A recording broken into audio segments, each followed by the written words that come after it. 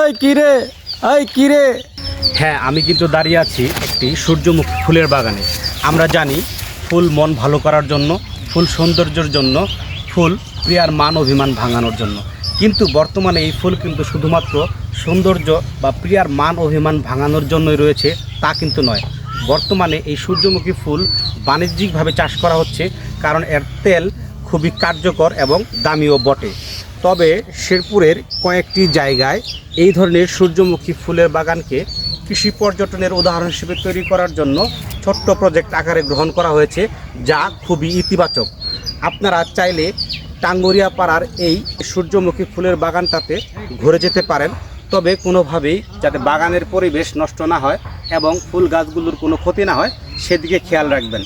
আপনারা শেরপুর সোনার Bangla bus counter থেকে খুব সহজেই অটো বা রিক্সা যোগে নাজিরাবাগ বাজার হয়ে এই টাঙ্গুরিয়া পাড়ায় চলে আসতে পারবেন।